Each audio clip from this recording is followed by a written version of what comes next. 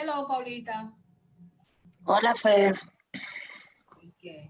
Okay. Let me see. Let me get together. Thank you, Paulita, for assisting us with the meeting. Hi, my pleasure as always. Thank I'm you. trying to I'm trying to set up everything so when you tell me that we're good to go, we have Yeah, we're gonna go as I'm soon as already setting up. everybody comes. Might take maybe a few minutes. Yeah. No, we're gonna be good because I'm already working on setting up the live stream so you could be live on Facebook and we're straight here. And Okay. that's it. We're good to go. Anything that you need, you just let me know. Thank you. You're Okay. welcome. Okay. Vaya, estoy tratando de arreglar la cámara porque nada más se me ve la cara.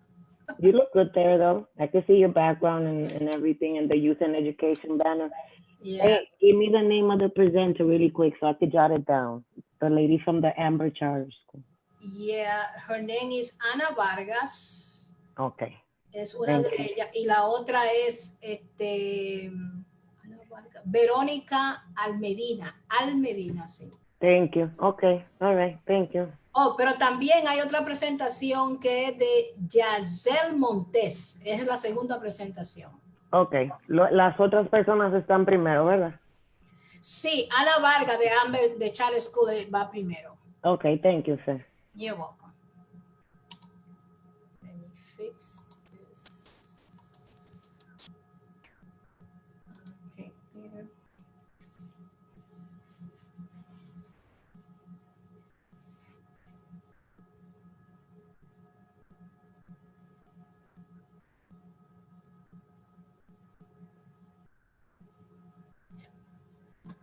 Okay.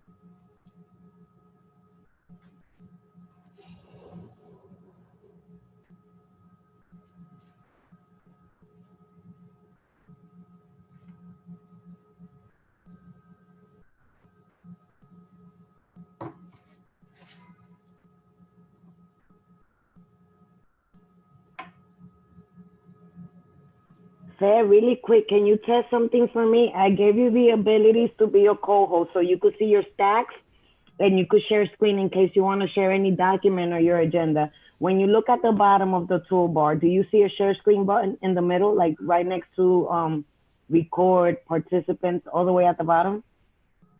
Like by the mute and the start video thing? It show the recording, it show the record and then share screen. Okay, that's what I wanted to make sure that you can see. That's the same thing that your presenters are going to see. This is just in case that you yourself also want to share screen. All you have to do is hit that button and anything that you want to share on your screen, you can share. Oh, great. Okay, so maybe I should just share right now our. Like in case you want to have your agenda or any other things as they come up. But I know that I want to make sure that you see it because that's the same thing that your presenters are going to see when they share their screen. Actually, I already have the agenda right in front of me. Yeah, I put the agenda. When I finish the agenda, then well, they will let us know when they want the slide to begin. You want me to open the slide in case too? You got it right in case. I have it too. I have it in queue. I have it in my desktop. But just in case they want to do it, so they're comfortable switching the slides themselves, they have the ability. So when she jumps on, I'm gonna let her know where it is in case she wants to do it herself. Wonderful. Okay. Hmm. Yeah, I see. Thank you. Yeah. So anyone that comes, you can see the agenda, right? Correct. I have the agenda. You have the agenda up right now. Yes. Yeah. Okay. Yeah, that's what I want. Right. Okay. Let's see.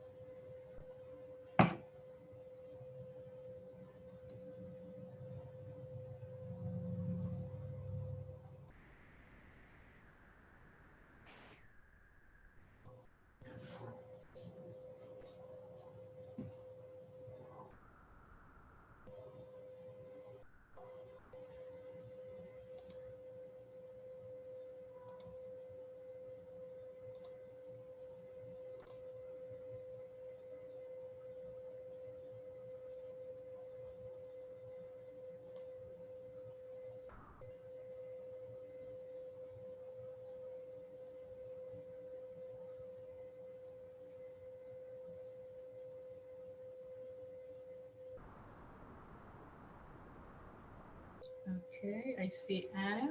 Hello, Anna.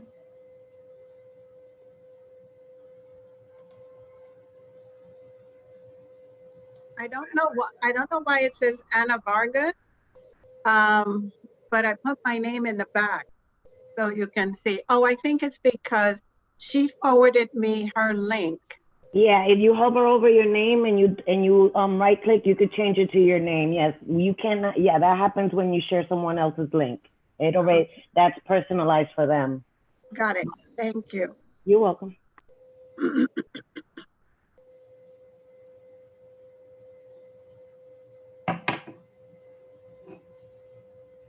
So I have three Ana Vargas. I have an Ana Vargas with a picture, one with a black square, and one with the initials.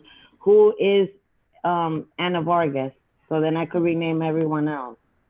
I think they can rename themselves. So Okay. Veronica, just click on the three dots and rename. Christine, would you do the same?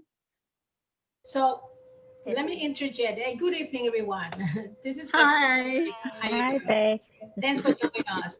Yes, what happened is I believe that either, I don't know, it was Anna or Christine, I don't know who exactly. Maybe they share the, how do you call the panelist link. And yes, because the panelist link, as I explained on the email, is just precisely for those presenting, which is, I believe, Anna. And they are all going to be speaking. How many are going to be speaking? 4. That's not what I was told. You when I sent the title, when I sent for the information, I was supposed to be. In fact, in the agenda, the speaker is supposed to be Miss Ana Vargas and also Miss Veronica Almedina. So okay. We won't take a long time. We promise. No, I don't mind at all, but it's just a formality because if I would have known that, I would have put them on the agenda just for the record. Oh, okay. All right. Now But I will address that at at the introduction. No problem at all. But this is the reason why. No problem.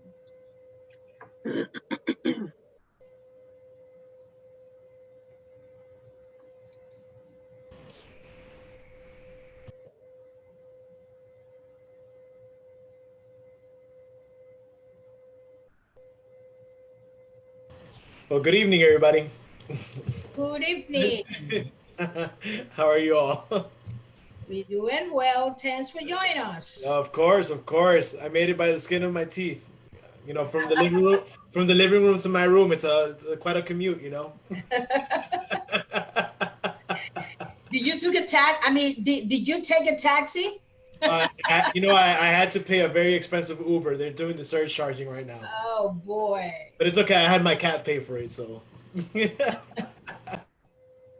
All right. Well, you here. So we're about to start in a few minutes, waiting for our Cali to join us.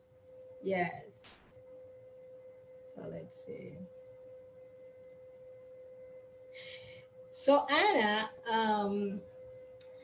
I wanted to tell you that at the end of your presentation, I'm going to be introducing you with the our next presenter. I understand that I think it would be beneficial for both to kind of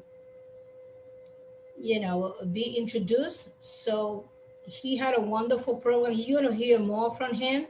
So I will see if I can expedite this presentation, so you can have some time just to basically be introduced.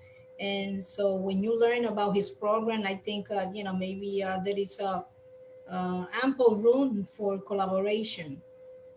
I love the idea of that. Thank you. Yes, you're welcome.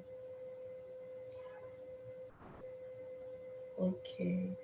Oh, Giselle, I mean, Giselle, do you think, well, it's 7:01. We should start maybe in about just 2 more minutes. Let's see who else we have on the, let's see who else we have. Hello, everyone. This is Gabriela. Hey, thank you for joining us. Great. Yes. All right. Have.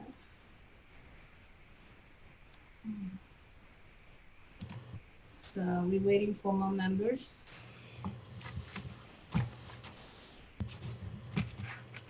Uh,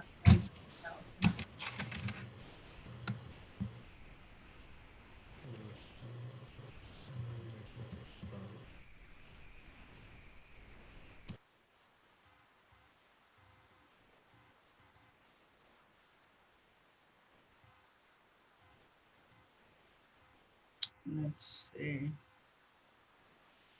Yeah, that's what I thought, that usually some members, sometimes they take a few minutes. Let's give them at least 3 minutes.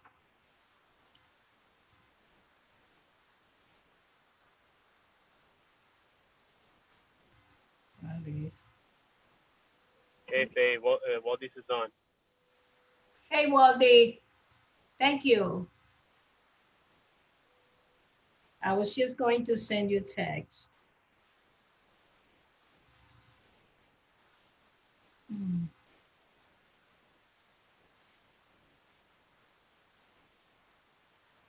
Idea.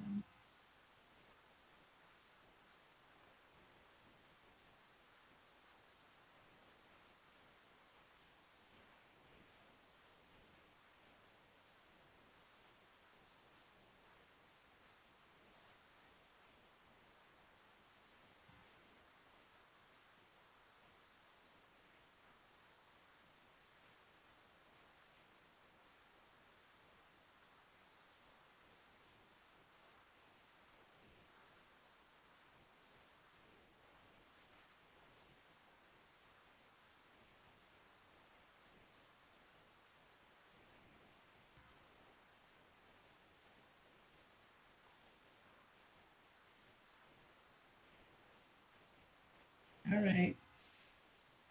I guess that we should start. It's 7:03. Let's give it 2 more minutes.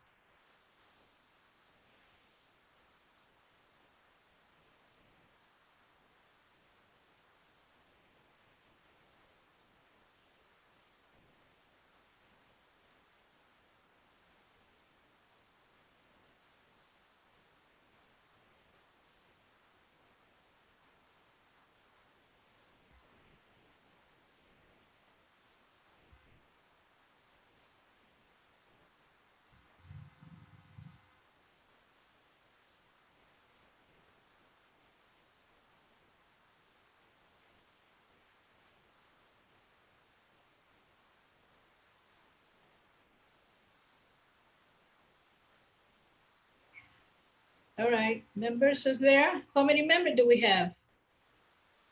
You have quorum already. I'm trying to get in and I really cannot get it in. You're in, Maria. We can hear you. We Wait, but can hear you. Okay, you can hear me? And Yeah, now we can see you, so you're in. Huh? Yeah. Now we can hear you. We can see your beautiful face. So yes. Forget about that one, but I just want to make sure that I can. Yeah, it's working. We can see you. All right, I'll say, nice to see you all. All right, 7:05. So I think, yes, I think that we can call the meeting to order. Paula, you say that we have quorum, right? Yes, ma'am. We do. Thank you. All right, so let's call the meeting to order. Good evening, everyone. My name is Faye Florimon, Chair of the Youth and Education Committee. Today is Monday, December 7th, for the record 2020. This is meeting number 10, the last meeting for this year, 2020. And right now is 7:05 p.m. Thank you for joining us. I would like to proceed immediately and ask members of this committee to identify themselves for the record, please. Members, say your name. Gabriel Estrella. Thank you, Gabby. Maria Luna. Thank you, Maria. Good evening, this is Paradise Phoenix. Oh, look at Bashi. Thank you, Paradise. Yes, who else? Good evening, Waldis Cruz. Waldis, thank you. Who else? Any other Youth and Education Committee member? Yes, you have Miss Miriam James, but she has to unmute herself. Miriam, let us hear you. Okay, anybody else besides her? Let's see, we have Randy. Uh-oh, yes, hold on, this is not.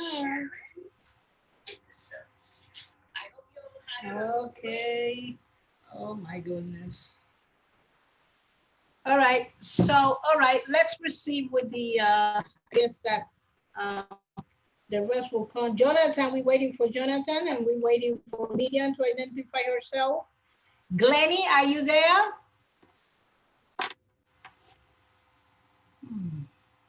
Guillermo, are you there? All right, so let's proceed then with our presentation. As we all know, we're in advance, so tonight we have a two presentation, and that our first presentation is going to be with Amber Charter Schools. And follow this presentation, we're gonna have also a presentation from International Creation Incorporated. And also we're gonna have our all in new business following the second presentation, where we're gonna have the opportunity to hear from community announcement and updates. Anyone that may have any event coming or any meeting, any kind of event or activity that they would like to share with the rest of the committee, that would be the face of the agenda where you will share with us. We're also going to discuss briefly or announce about the DYCD, the Neighborhood Advisory Board, which is, what they have, what is coming, and so forth, but more to come. And at the end, so we have the announcement that where our next meeting is going to take place, which is going to be January 11, 2021. So welcome all again. And please allow me to welcome presenters. In this case, we have Ms. Ana Vargas. She's the founding principal. And also for Amber Charter School, of course, we also have Ms. Veronica Almedina. She's the chief schools officer of Amber Inwood Charter School. And we also have other members or staff or representative, which is Christine Gainey. And we also have anyone else that I'm missing. I want to make sure that I have all names, but I'm sure that if I'm missing any other name, we will hear from them. I deeply welcome and I deeply thank you for joining us, and I can't wait to hear, the good news that you have for us. Welcome.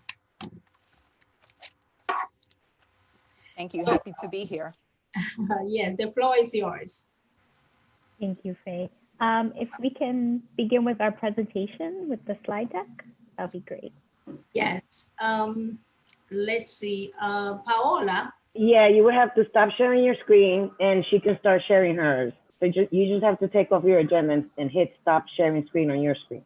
Okay, let me then, yes, she's going to assist us, but at the same time, she was explaining me, so in case that you may want to feel a lot more comfortable, is that you may, give me just 1 second. You may want it to, let me see if I can bring, you may want it to, you see at the bottom of the screen, where it says shared screen.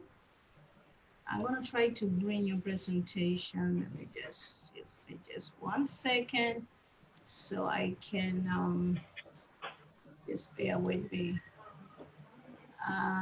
Chanel, just give me 1 second. Give me, if you share the screen and you put her presentation on up and she has to move the slides, she won't be able to because it would be on your screen. Is Ms. Vargas here on the call so I can guide her?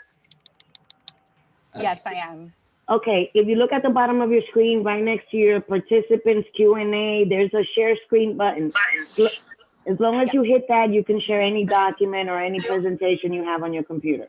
Perfect. Christine, can you actually share your screen? Yes. That'd be great. Thank you so much. I can do it too, yes. I believe Christine is going to share. Paola, you have it too, right, Paola? Yes, we all have it, but the problem is that whoever puts it on the screen cannot move it. So it's their presentation. They want to move the slides along. They should have it on their screen. You won't be able to move it for them. That is correct. Thank you so much. Well, I have it on the screen as well, in case. So Veronica, you have it? Paola, can you have Christine Gainey share the screen, please? Okay. She already has those abilities to do so. She's also, if she looks down at the same menu bar, she should be able to see the same. There we go. Perfect. Thank you. I have it too. Oh, okay. All right. Okay. All right. I think we're ready. Awesome. Thank you. All right.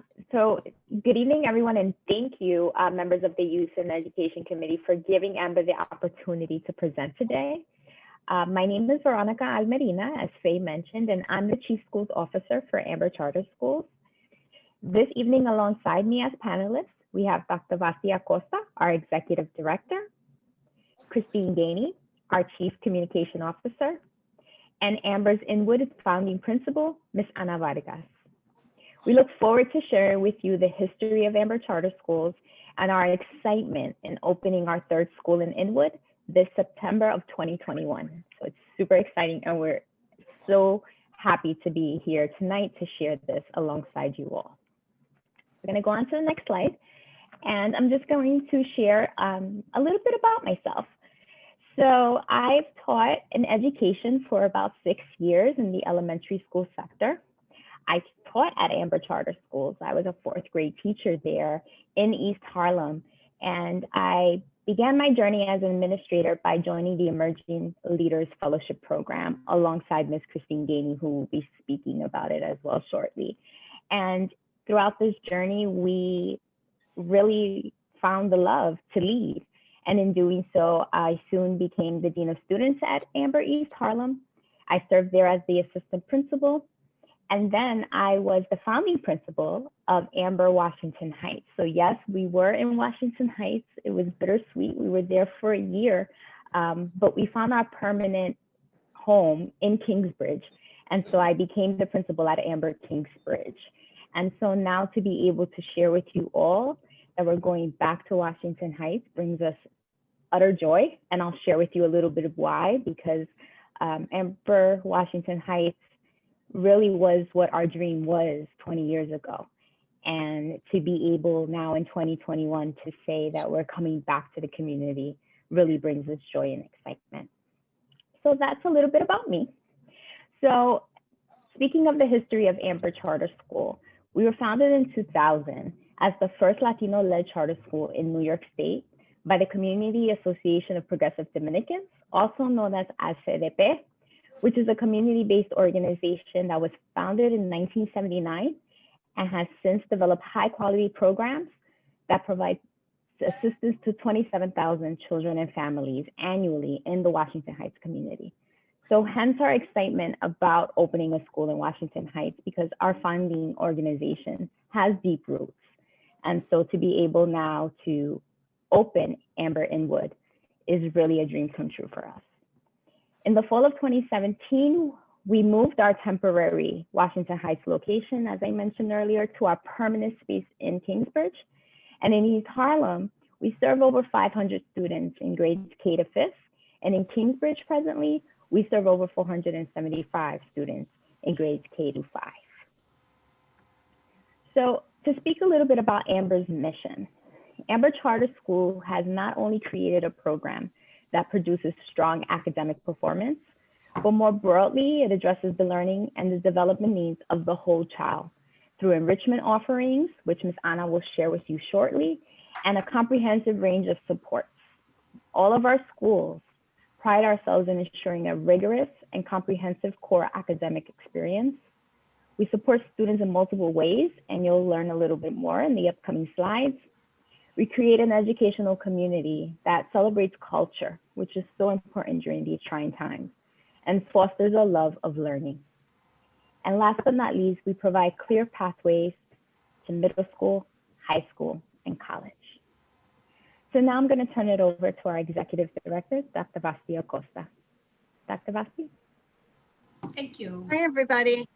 You can read my background there. I'm going to start with the last sentence. And the last sentence says that I was born and raised in Washington Heights. And so I am a living, breathing Washington Heightser. My father has pastored a church in Washington Heights on 179th Street and Audubon Avenue for 60 years. I taught at PS 115, which I also attended as a child, and then I went and was a teacher there. I also taught, I was a leader at PS 210. Together with my husband, we were community activists and even helped to found ACDP as well as Alianza. And my husband was a member of the school board when they existed. He was also a member of the community planning board. I think that Maria Luna can attest to everything that I'm saying is true. A shout out to her. She's known me since before I even had children, when my husband and I were boyfriend and girlfriend. And now I'm a grandmother. So she's known me for a long time. She knows what I say is true. We have deep roots in this community. I live in Inwood. I actually live on Park Terrace East. So everything that's going to happen to that school in that building is going to affect me. And I am super proud and excited to be able to bring Amber to our community and to bring parent choice to this community. So that's who I am. And now we'll turn it over to Christine so you get to meet. Okay. Thank you. Just working on the slide. 1 second. It's okay. We have time. That's a good day. Okay, sounds good. Thank you for your patience. Yeah. Good evening. My name is Christine Gainey. I started at Amber over 15 years ago as a second grade teacher and team leader in East Harlem. Then with Veronica, I attended an Emerging Leaders program and joined Amber's leadership team as a staff developer. I'm now in my 5th year serving as Amber's Chief Communications Officer, and Amber is dear to my heart, and I'm super excited to open our 3rd location. Now I will turn it over to Miss Anna. Good evening, everyone. I'm so excited to finally be able to address all of you directly. As my wonderful and esteemed colleagues just mentioned, my name is Anna Vargas, and I am the newest member of the Amber family as the founding principal of our 3rd school located up in Inwood. On this slide, you will see some things that you should know about me, but more, the thing that I am most proud of is the fact that I was born and raised in Washington Heights. I attended District 6 schools. I did not attend PS 115, even though later on with the rezoning, that would have been my zone school. So that's where my siblings attended. But it's just, as a teacher, as a leader, it was always an absolute dream to come back to Washington Heights and be able to create, as Dr. Vasthi mentioned, choice for the community. And so with that choice, I am bringing forth my nearly 2 decades of experience, not just teaching, but also leading and founding across K-8 settings. I've also been a graduate school professor, which comes in incredibly handy when trying to develop new teachers or more senior teachers in different areas of expertise. I have a bachelor's degree from Fordham University. My first graduate degree was from Pace University. And then lastly, of course, I have a degree from Bank Street University where I was able to attain my educational leadership credentials.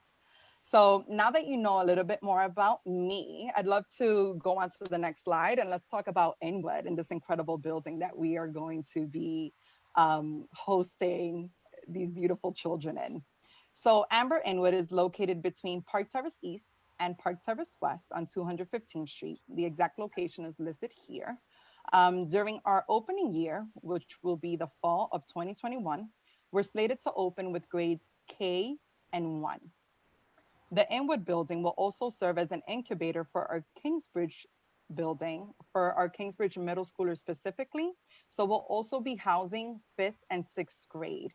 And that'll bring our total student count to about 400 students for year 1. Moving forward, as we grow the school, we will be growing it by 1 grade per year, 1 at the elementary level and 1 at the middle school level. And so this means that we will not be opening to the full scale year 1 or even year 2. It will be an incremental growth over the span over the next few years. Next slide, please.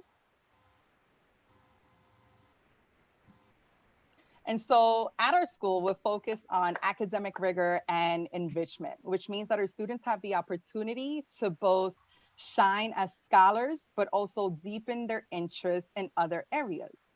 So our students spend about 90 minutes of their day centered, 90 minutes of their school day is centered around literacy and math instruction.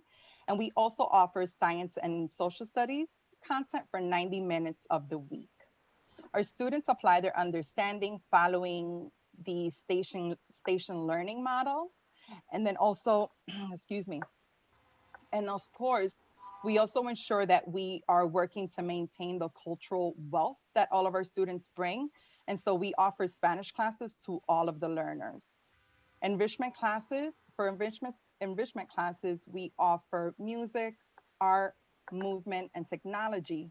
And because students come in with a gamut of needs, we also ensure that we are supporting our most neediest learners with sets, Title I reading services. We offer tutoring. And for students who are acquiring English as a new language, similar to how I was when I started school, we also offer ENL services. Next slide, please.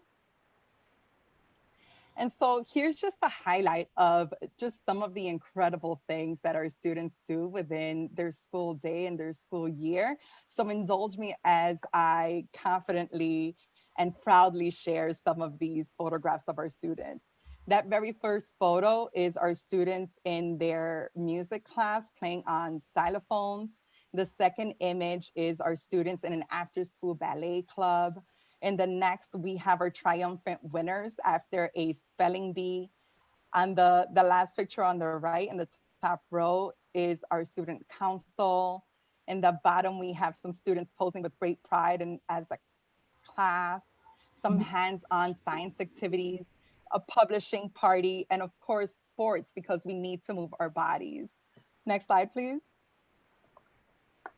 And so, of course, and Faye, you were talking about this before, right? The importance of community partnerships and making sure not just that the community knows about you, but that you are actually being an asset to the other organizations that exist within the community.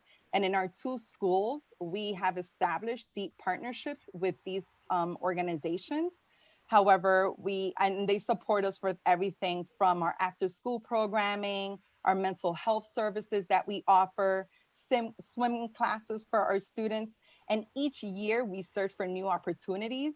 And so this will be no different as we branch out into Inwood. Veronica is going to talk through some additional ways in which we partner with the community. Thank you. Thank you, Ms. Anna. So at Amber, we pride ourselves in our character traits, and one of them is community. And with that being said, we every year, the last Friday in May, go out as a school community to give back. And so throughout the year, the children participate in lessons to learn about the community. How do we serve the community? How we are a part of the community. December 1st was Giving Tuesday, and our students learned the importance of giving and showcase that not only through their virtual learning, but as well, we showcase them on social media. And so part of Amber is knowing the importance of giving back to the community, because together we serve as one. So here are some pictures of our 4th grade student leaders. Our 4th graders serve as our trailblazers in our community service initiatives. We also have pictures here of our students giving back and going out into the community. And then, as Ms. Anna mentioned, the external partnerships that we pride ourselves in, and we look forward to building those partnerships as we are coming into Inwood in September of 2021. So now I'm going to turn it over to Dr. Vasthi Acosta.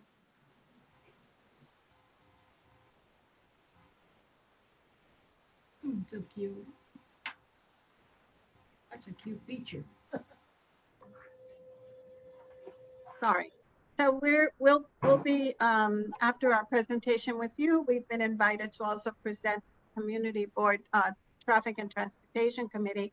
And so we wanted to share with this committee what we will be sharing with them as well, and to address some of the concerns that maybe some of the residents have. We want to acknowledge that we're always, as all charter schools are required, to give priority to the community residents in the student lottery system. And we will do that as we have for all of our other schools. We have decided not to provide busing because the streets are so narrow in that neighborhood that any school busing would only create more congestion, and we didn't want to bring that. We have already decided that we're going to have staggered drop-off and staggered pickup schedules in order to accommodate the children that will be arriving and dismissing. We will encourage all of our families to make sure that they take public transportation in order to come to school. And as you see, we will survey the families after we have done registration. We won't have the lottery until April. We won't begin registering children until late April, early May. And so we won't really know the families that will be attending until that time. But once we know the families that have accepted our offer, we will survey them to see what their travel plans are. There is a turnaround cul-de-sac that we hope to use to help direct traffic during the 2 moments of the day that there could be some high traffic in there.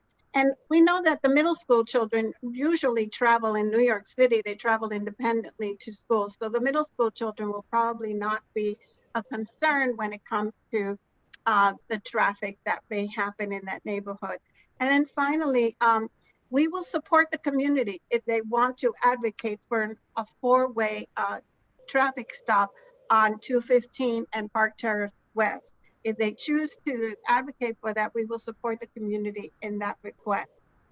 All in all, we just want to make it very clear that we will do everything that we can to be good neighbors. That's how we have been in both of our other schools, and we will continue to be good neighbors at Inwood as well.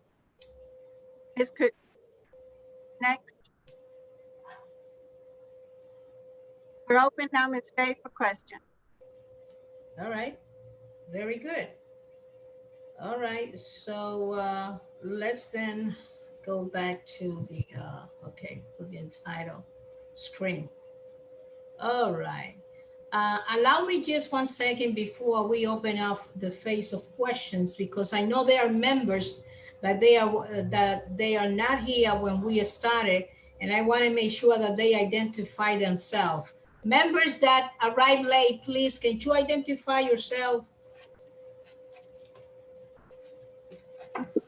My name is Christina Richez. I was on the other side for some reason, the attendees, and so I was waiting to be switched over, but very nice to meet you all.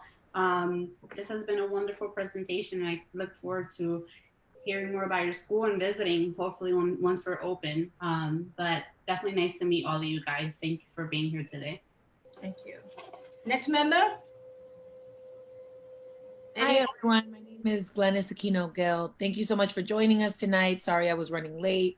I did get to see your great presentation. Thank you so much for letting us know what's in the works and what's coming to our community. We look forward to continue working with you. Thank you. Thank you. Christy. Anybody else? Jonathan, are you there? Guillermo? Miriam James? I'm here. All right. I just want you to identify yourself. Thank you. I did. Okay. I didn't hear you, darling, because some of you didn't realize that you are, muted. So I'm glad that we all here. So, okay. So let's proceed then with the questions. Now, this is how we're going to, or usually we do this.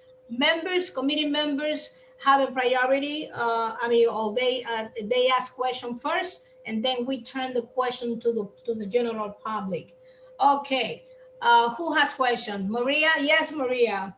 Hi, everybody. Well, I don't have a question, but allow me to make a very short statement. I am so glad to see Dr. Vasthi Acosta, but for the members of the community board, the entire community board, not just the Youth and Services Committee. Bashi is married to someone so dear to us, especially to the Dominican community, to the entire nation, because Rolando Acosta, who was a member, as she said, of our community board, a member of so many organizations. I was, glad to be part of the selection when he became a judicial candidate for the civil court. But most important, he is sitting right now as the presiding justice of the New York Appellate Court of the New York State. That means that if we could push a little, we may see him on the Supreme Court of this land if we get our act together as Dominican, as people concerned about what is important to the immigration community. So Bashi, I'm glad to see you. I'm glad to see that Sila and Lucas and the kids are doing well. And one of the recommendations that I would like to see in the future, not now, is that maybe there will be an opportunity within your school's program to have more than a bilingual community, just Spanish and English, but maybe Yiddish and things like that, since we are so close within our community, especially in the area that you're going to be operating, 215th Street, where there are so many Jewish people that we like to integrate them in our community and our education system. So put that thing on the back of your head, but I'm glad to see you. And good luck, of course, and say hi to Rolando. Thank you. All right. Next. Anybody else has a question? All right. I guess I will pose the questions. Okay. Yes, I wasn't sure of whether or not I hear you speak about the specifically about the what type of bilingual education or dual language education, because I understand that saying bilingual education is not really well received or perceived. So let's call it dual language education. So if like what kind of program you provide or you planning to provide your students? So we do not have a dual language program. What we have is Spanish as a foreign language program, which is very different. Yes. Okay. Well, bilingual. Only Spanish as well? We teach Spanish as a foreign language. As a foreign so it's a separate subject. It's a separate subject, and we teach it to everyone. It's not a dual language, so we would not be teaching. A dual language usually teaches content areas like math and science in both languages. We don't do that. We teach all of the content areas in English, only in one language, and then we teach every student Spanish as a foreign language.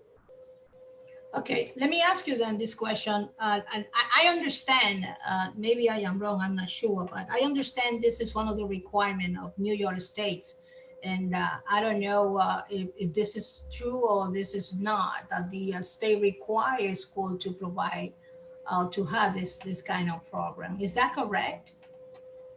I think what the state requires is for us to serve children that do not speak English and to provide them with some kind of assistance in order to learn English.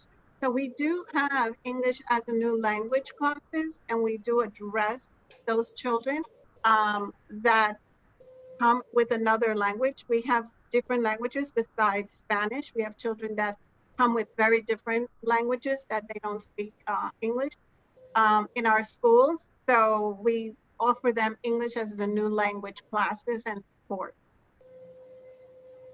Okay, well. I think that, may I just say something? When I finish, wait, Maria, your turn. You have your turn. Just wait for the second time. Okay, so come back. Please We're come not back. going nowhere. We're not going nowhere. Come back to me. Okay. Yes, I certainly will. Let me just finish this. Thank you, Maria. So the next question that I have, Anna, is the what is your school specialized? You know, what is your specialty? And I and also the numbers of grade that you would be teaching. I don't know if it's from 6 to 8 or you know. Sure. So as I was explaining, the very first, we are slated to be a K through 8 school. right? At full capacity, we will be K through 8. For the first year, however, Yes. we will only have KN1 who will be Amber Inwood students.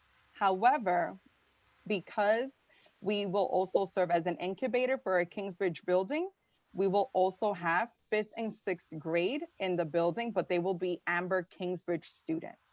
However, eventually, as we grow 1 grade per year, Amber Inwood will be K through 8.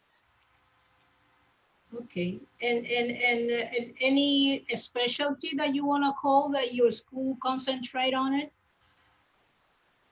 Like if you go ahead, Veronica. I think Veronica was going to say something, or Christine, or Dr. Acosta. Which one? I think we already shared what our enrichment opportunities are, as well as the fact that, you know, as we do have what's called the Amber Way, and there are 5 character traits that embody, that we teach our children, and that we expect all of our staff and faculty to demonstrate. And so there are 5 character traits: achievement, responsibility, community, honesty, and respect. And those are imbued in everything that we do, not just in the classroom, but outside of the classroom as well. Well, I see this more like a sort of a values combined with what you're just saying.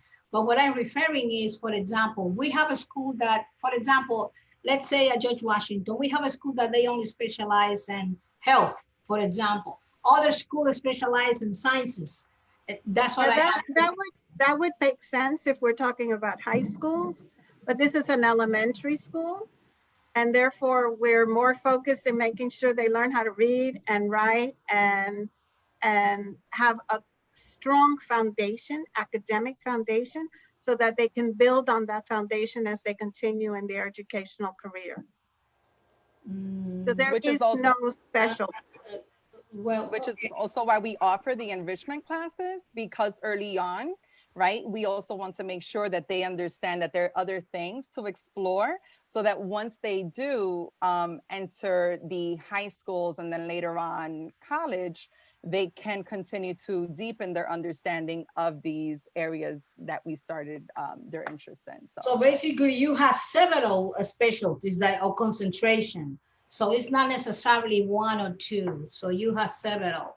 So, yes, we offer a multitude of enrichment opportunities. And this is important because the same way that you're concentrating in so many areas, they are a school that they only specialize or concentrate in 1 or 2 areas. For example, we have a school like the WIM that specializes only the concentration in music, you know?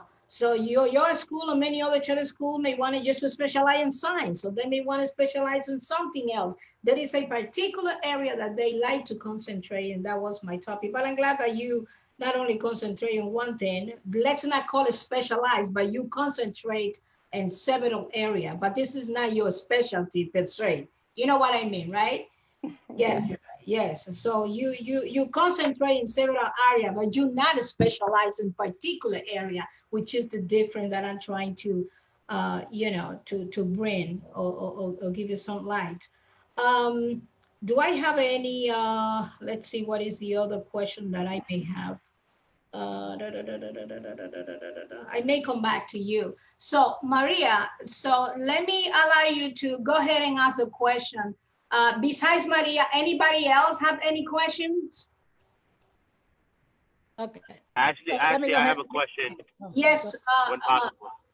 Okay. Well, let's Maria ask a question. Waldis, let Waldis guy go ahead.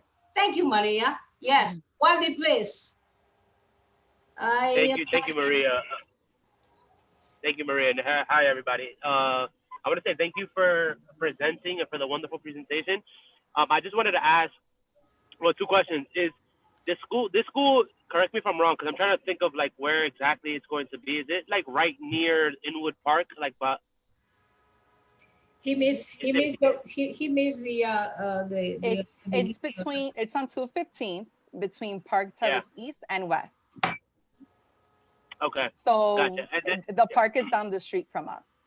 Yeah. Okay. Now I'm just trying to think. No, because I when I heard you guys say that the street is very narrow with regards to having buses and stuff for students. Yes. I'm just trying to, yeah, no, because that street is really, really narrow. So I totally understand why you guys made that decision. But I also wanted, what I really wanted to ask was, how can, if interested or somebody may be interested in like joining your charter school's board or something like that, from that level, how can somebody go about it? Dr. Vasthi, would you like to address that question? How would Sorry, one? I was looking at the Q&A and trying to answer those questions. The question was, if someone was interested in joining the board, how would they proceed? Oh, the board of the school board? Yes. I think that in order to join the board of the school, you have to be invited there's no application. It's an invitation. It's a private board of directors. You can visit our website and on our website, we have highlighted who are the members of the board that oversees the organization, but that's by invitation only. Okay. Understood. Thank you so much for your answer. Thank you, Valdi. I also have a question, if possible. Jonathan, okay, please. Yeah, sorry that I wasn't here at the very beginning when you started giving such important information about this institution. So I'm wondering how you guys select your population in this school. What is the method you use or anything? Yeah, that's a phenomenal question. So similar to many charter schools, we do use a lottery system. So it is open to the public, anyone who is interested and meets the criteria in terms of the grades is more than welcome to apply. As we grow, second, third, fourth, fifth, and so on, those seats will also become available in the coming years. For year one, the lottery is for KN1, unless you're interested in looking at the lottery for our other two schools who are fully grown. So it's the lottery, which then gets pulled in April. And you can actually find the link on our website as well. Sounds good. Sounds good. I was about to ask about that link. Yeah. Yeah. And another thing is, when you guys moved to this new location on West 215. Wait, I'm sorry. Could you? When did you move to the new location where the institution is located right now? So we are going to open the building to our students in the fall of 2021. Right now it's under construction, and you will very much see that because there was another school in the building, and so we are repairing it and preparing it for all of our incoming Amber Stars for the fall of 2021. Thank you for your answers. Maria, back to you. Thank you, Jonathan. Maria, back to you, please. I'm sorry. No, my question was going to be about the building. Do you own the building, or are you going to rent, or what's happening on that site? That was the question I was going to ask, actually. So you're going to buy it? You already purchased the building? We have not purchased the building. We are leasing the building. All right. So you have a long, oh yeah, we have yes. We have a. Not be afraid to have something started good and then all of a sudden being faced with this reality that we have right now, not only up here but all over, about keeping in one place after you invest so much in a school, be faced with having to relocate or look for another place, and Absolutely. We're investing quite a bit of money in renovating the building, which is in some disrepair right now. And so we plan to be there for many years. Okay. All right. Thank you. Dr. Acosta, so when you open up next year, God willing, so the school that is still there, are you going to share the building with them, or they just going to leave? They have already left. The building is empty right now. The building is empty right now. We will be starting renovations within the next month. Oh, all right. Okay. So, okay, let's proceed. So let's see who else may have another question. Anybody else? I'm trying to address the questions that were put in the Q&A, and if I missed it, I'm sorry. Trying to pretend and answer questions at the same time. I was going to go in there, yeah, but I want to give preferences to the committee after the committee, and we'll go back to that. So you can see the question. So anybody else, any members have any questions? Yeah, I do, Marion. Okay, continue. Okay, your criteria after the child has gotten through the lottery. What's the criteria? Is there a grading criteria? No, there is not. Are you referring to possible screening once students have been? No. So what's the screening process? The screening is you applied to the lottery and you were selected from the lottery. That is essentially the process. Okay, so if a child gets through the lottery and they're struggling, it's a child that's struggling in public school, regular public school, will they still be accepted? Yes. All right. So I believe we don't have no other member with questions. So let's jump quickly because I believe that by 8 o'clock you have to be at the traffic. Yes. Yes. Thank you. So we have a question from Richard Gorman. The question is, what are your plans for recess? So recess will happen inside the building, just like we run it in all of our other schools. And we would take them to Inwood Park or Isham Park down the block. Okay.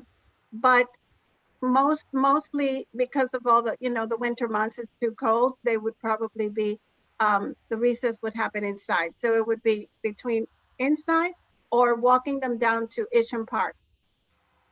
All right. Thank you. Let's see, maybe Anna and Christy want it also. They're so quiet. They don't want to participate.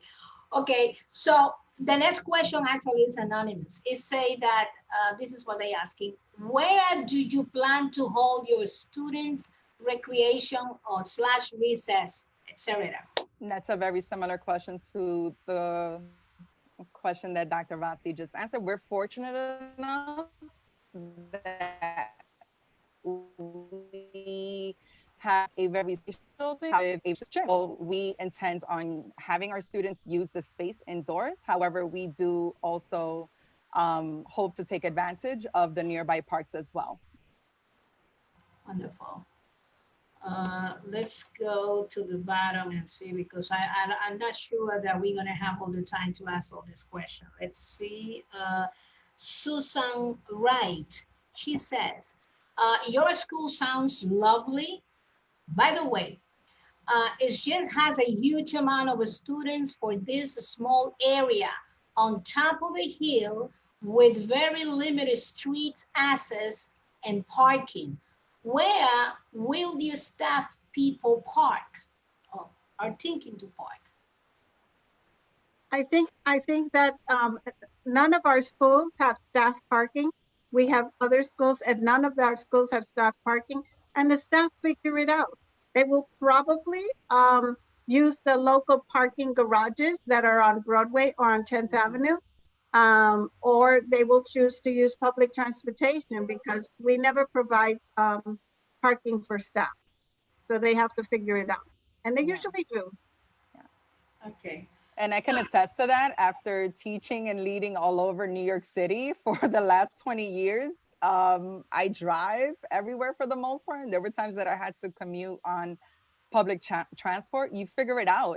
It's not a novel problem. And it's just something you have to figure out, not just as a teacher and leader in New York City, but just as an employee in New York City. We don't always have the benefit of having secured parking. That's correct. All right, so the next question is, Isham Park will be used by 900 students, not Inwood? Dr. No. And let me tell you this, Use your own discretion. You don't have to answer all questions if you we're not fine. that you have the answer or you're not sure. So, but we try our best. If we don't have the answer, we will admit that and say we'll get back to you and find the answer. But we want to answer as many questions as possible. We're coming to a community that we, you know, are committed to. So for obviously we cannot pour 900 students into Isham Park. Our other schools have you know, close to 500, as you know, and you have a schedule. It is staggered. Not all the children have recess at the same time, and not all the children go to the same location for recess on the same time or in the same day. It's you create schedule. Some of them are in the gym, some might be somewhere else. So you create a schedule so that you don't bombard any location with 900 students. But you know, there would be a schedule, and it would never be a whole dumping of children. We're responsible for those children while they're in our care. Let me tell you, we take that very seriously. All right, so having only 8 minutes, actually, I would say 5 minutes left, or maybe 3 minutes left. So give you some time so you join then. So I just wanted to introduce our next, quickly, our next presenter. So he can briefly tell, you know, introduce himself. He already, you know, already hear you. So I just wanted to say I'm sorry for the rest of the question, but the time is up on us. But I want to make sure that I do this introduction. When it comes to building relationship, I'm big on that. I love it. And hopefully this is something that I will continue expanding and promoting and supporting. So, and I wanted you to know that. I might be introducing you with other folks in the community, just for collaboration as well. So Giselle. I'm here. Yes, hi there. So let me just introduce you briefly before we do the official introduction, but at least you want to tell them and, you know, about your program and your interests and sure, for collaboration. Sure, absolutely. Acosta? Giselle Montes, yes. Hello, hello, hello. Nice to meet you all, and definitely it's beautiful to hear about your school and your values and everything. And so many ideas were popping in my head already because with our organization, it seems like a lot of our values align when it comes to what we do musically as well. So I'm looking forward to further conversation with you and getting to learn more about your school and how we can work together possibly in the future. So definitely. But Faye, do you want to do the introduction? Should I introduce myself? Well, just tell her what your organization does. So, okay, you know, sure. Just briefly, this is going to be part of. Let me just introduce you. So just go ahead and introduce yourself. Just tell what you do, and then we proceed with the rest. All right. Well, my name is Hassel. 2 minutes. Okay, sure. My name is Hassel Montes, and I'm the founder and executive director of Internal Creations, which is an arts nonprofit focused on a mission to develop leadership, self-sufficiency, and life skills through learning the classical guitar, right? So, you know, more or less we work with schools, we work with community centers, and we work with, right now with MIH Victory Clinic with Dr. Garcia, which is a mental health and substance abuse clinic. We have a program in there at the moment on 180th and St. Nicholas Avenue. Long story short, our philosophy is that we teach music in relations to life skills. Right now, at the moment, we're focused on junior high and high school students and are currently developing our elementary school curriculum for stringed instruments, specifically towards building the classical guitar skill set for young children that will transfer over to their junior high school and high school years as well.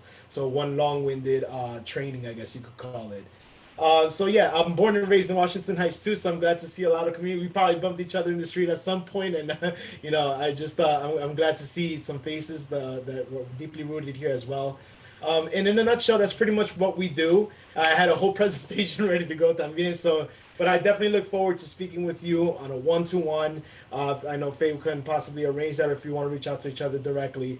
I'm more than happy to do so and answer any questions as far as how we can proceed further in the future, if anything. And thank you for everything that you do. I appreciate you. Wonderful to meet you. Thank you, everyone, for the time you've given us. We're sorry we do have to jump off now and go on, but we really appreciate the time that you have given us tonight. Good night, everyone. Thank you. Thank you so much. Thank you. I'm going to follow up with an email between both of you so we can continue the conversation. Thanks again for joining us this evening. I appreciate Thank you. it. Nice to meet you. And good luck. Thank you. Best, yes. Thanks again. Okay, let's proceed with Giselle. I'm sorry that was too quick. No worries. But I really wanted to make sure that, they get to know you, they get to see you, and perhaps any question that they may have. So when I do the introduction, it won't be, at least will be familiar. Yeah. So you can further elaborate into, A face of the name. Yes, and I'm sure since they don't have a precise area of concentration, that would be the program that you provide. I think it would be very helpful, to the school. Absolutely. And to the surrounding community as well. Definitely. All right. So moving forward with what you do, tell us about, your organization, when was created, what you do. You don't feel, how do you call it? If you need to repeat what you said, just do it so we can digest, because I know that was a quick fix. I'm used to those, the what they call the elevator pitches, right? So, but I do have a presentation set up for everybody and everybody who's streaming on Facebook, on YouTube, anywhere we're streaming. I do have a presentation for you, very short, I'm very concise and to the point because I'm very aware of everybody's time and what we have to get done in the agenda. So before that, I do want to say that everybody who is asking the questions, those are some great questions, and I do hope that they are followed up on. So I will advocate for that as well, because those are very precise questions for the previous school. Very important for everybody to know. I'm going to share my screen now, and I will get on with who I was. But so if I can have the screen sharing option, that would be amazing. And when that is done, please let me know so that way I can begin that part of the. So I believe in your screen, you have access to share screen, which is in green area. Yes. And there you can share if you have any. Yeah, it tells me that the host disabled attendee screen sharing. That's the reason why. Let's see. Yeah, let me give me 1 second. Let me try to help you out with this. Sure, thank you. Let me try to contact Paola. Paola is actually the host. Yeah. So she can upgrade your account. We unfortunately also I've been asking so we can put do the transmission to YouTube. We not in YouTube.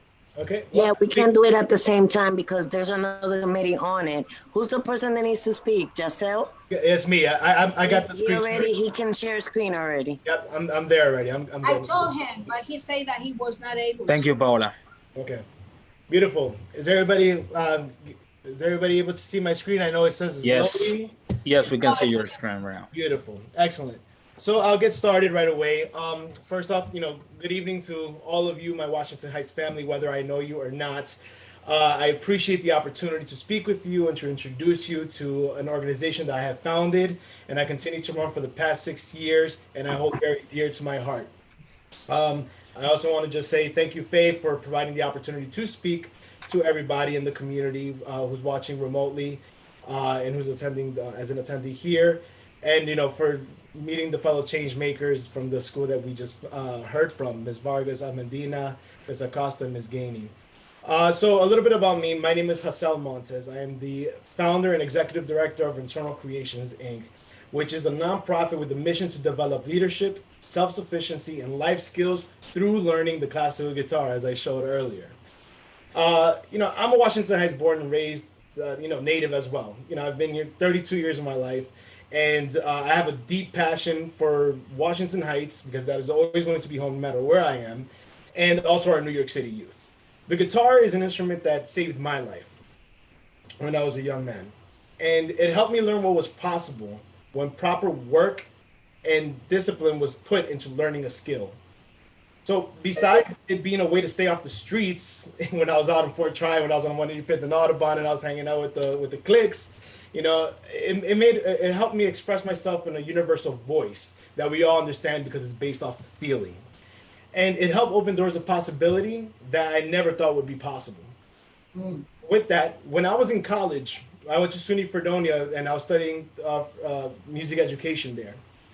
I did not understand the discipline and what to do when it came to building musical skills or just having good work ethic, believe it or not. And I was almost kicked out twice of college by the professor who is now the president of our board of directors at Internal Creations.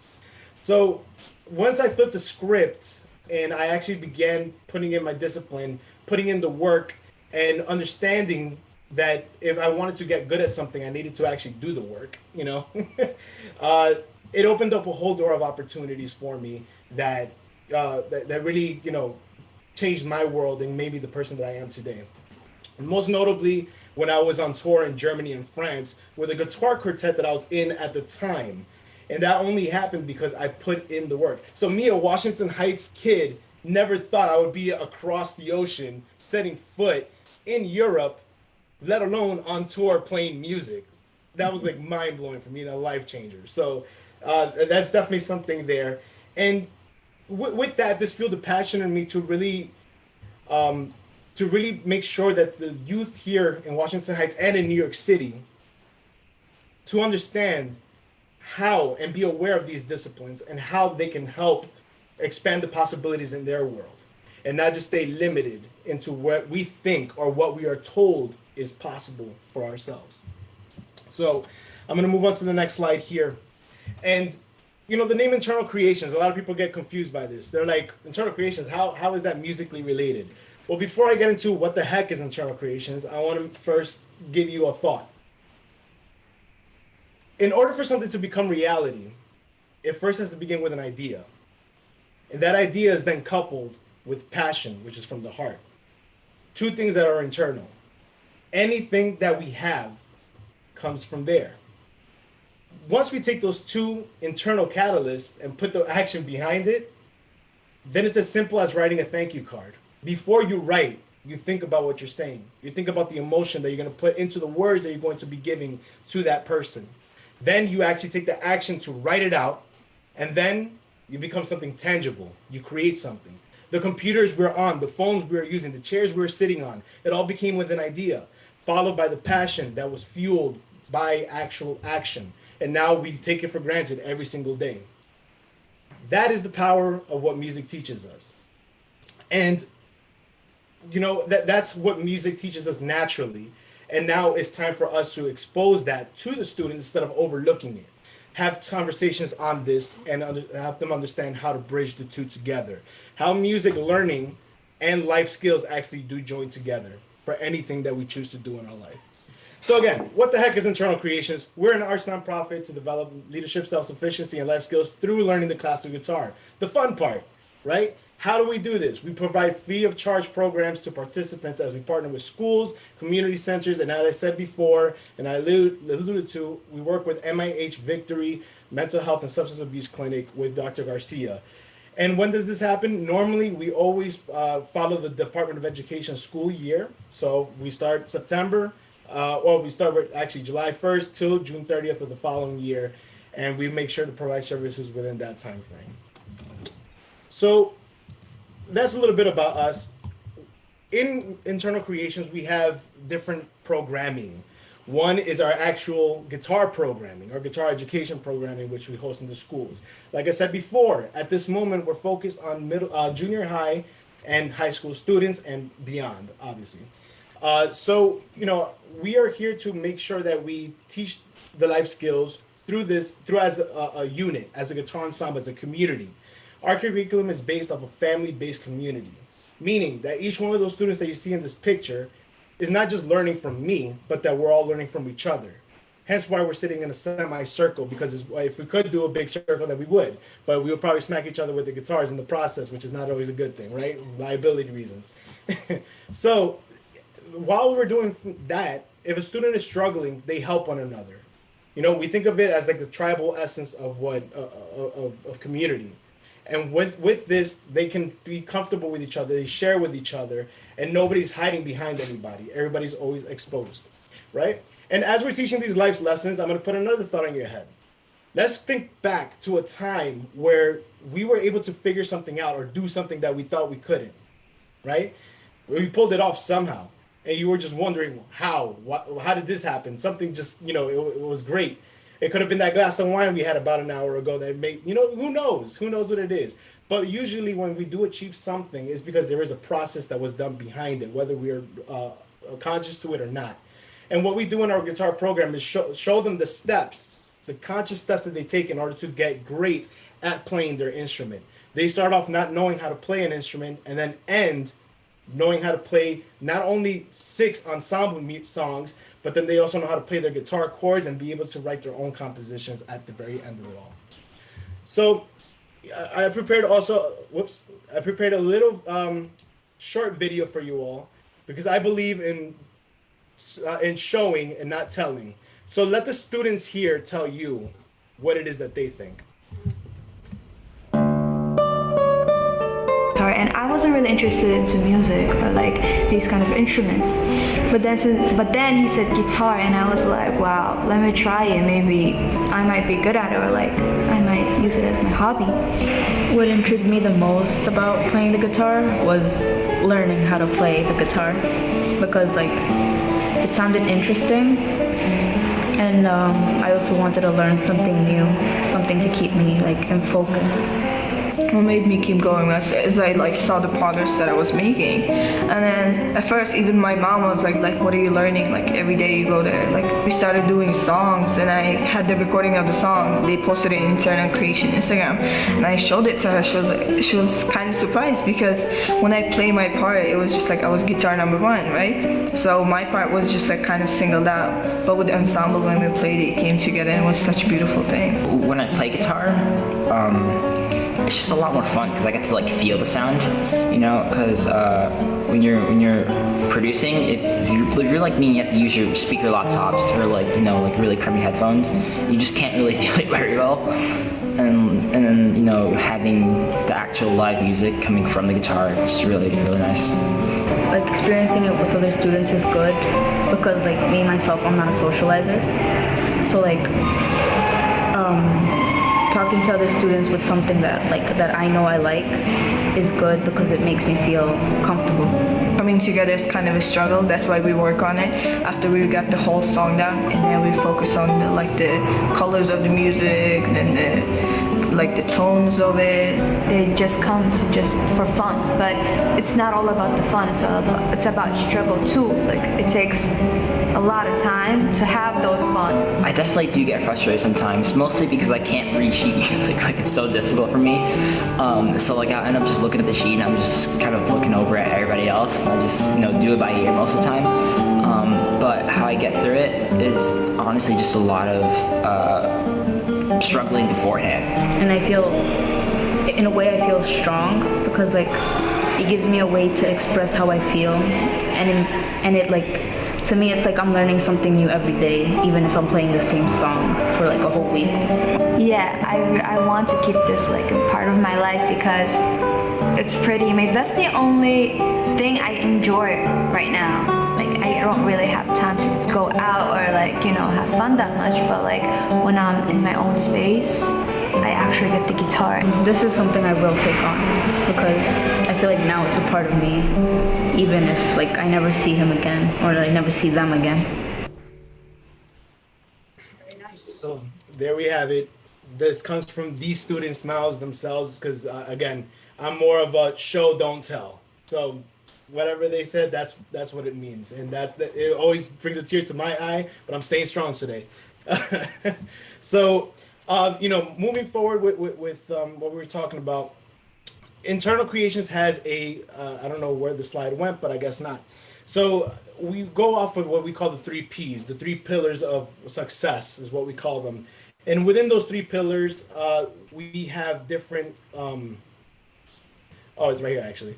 So the 3 Ps here are things that we take and we need to apply, and we should apply to our lives no matter what area of work we do. right? And these three come with subsections of life skills that we teach too. And music naturally teaches us this, right? I'm going to start with backwards, you know, the perseverance part of it. And perseverance, obviously, as the definition is there, is knowing that things are going to be hard, but you're going to do it anyway, right? Because no matter how much struggle, how much time it takes, you're going to go and you're going to persevere because you're going to use the previous two P's to make sure you break through that obstacle, through that barrier. And obviously, patience is one of them. And I thank you all for your patience while listening to this presentation at this moment. So you're already applying that to your life right now. And then persistence, just like anything else that we do, also known as consistency. If we don't do something every single day, then of course we're never going to get good at it, right? So all these P's work together, and music naturally teaches us that, because we have to be patient with ourselves when learning an instrument or doing anything, because we're not going to get the instant gratification that we're looking for. It's going to take time. Persistence is a daily practice that we need to put in order for these things to work. So everything works together, and that's the philosophy behind Internal Creations and what we run as a culture within our organization plus our programming. At this moment, because of the pandemic, remote learning is possible. I thought it was going to be a very difficult thing to do, but I guess it's working. So the curriculum transcribed itself from in-person to actually being remote and still being possible. And as you see on the right, we also do offer a rock band program for one of our Brooklyn schools that we have. So that is always an option there. Another part of our organization, okay, and I'm sorry I'm going a little fast, I'm just being aware of time. Another pillar of our organization, besides our guitar education concerts, is our community concerts. And our community concerts is a way to bring people together. Music is a unifier. It's a natural unifier. It brings people together. When we go see Bon Jovi in concert, or we go see Aretha Franklin in concert back in the day, you know, we would all be there because we loved Aretha Franklin, we enjoyed her music, and we would all sing together, right? So the purpose of these outreach concerts are to bring everybody together, and then also, you know, bring people together for a purpose beyond themselves, and also be the catalyst that brings you peace, recall beautiful memories, show peace, love, and happiness, and also as a way to get messages across if need be. For example, if the community needs something to address for the community, we know that this is going to be happening in this community concert, so now's the time to have a moment to speak to everybody about what it is that we're concerned about in person, well, when that was happening. So moving forward, a part of our guitar education programs is community service, which is where we aligned also with the Amber schools. We believe in giving back to the communities that we serve and learning how to give back. It's not just about, you gave me $5, I give you $5 back. It's more about, I don't have any money. How can I give back? Well, here's some ways. And we teach our kids how to give back to the community in more ways than just money, and with new skills as well. But it's unified with guitar, because what we do first is that all the pieces that they're prepared in class, they perform for whatever group that they're going to be volunteering with. So we have some examples here on the left. It's a soup kitchen that we volunteered with. And the students performed for the actual attendees of that soup kitchen while they were waiting for their meals. And then they rolled up their sleeves and began helping to pack the meals as well, the pantry. And so over here in the middle picture, you have students helping each other on the train, on the subway, you know, so they're trying to figure things out last minute when I told them to practice, but they're there helping each other anyway. And then if you see on the bottom over here, and then to the right, they performed at a Montessori school in the Upper West Side, and the kids who have never seen a guitar were just enthralled, and were just going crazy and like slapping the guitar strings and experiencing something new for the first time. And then obviously during their educational hour, our students helped them also learn what the students were learning at that time. So moving forward, I'm going to give you one last video before I adjourn this presentation, and this is from an actual principal from one of the schools that we work with currently. It's a 1-minute video, and I hope you enjoy. My name is is Tom Mullen. I'm the principal of Leaders High School. I've been working with internal creations for years, and I know that it's an incredibly powerful program. It allows our students to express themselves through music, and it allows them to build their confidence. And most importantly, I noticed that when they're in the program creating music, they're happy.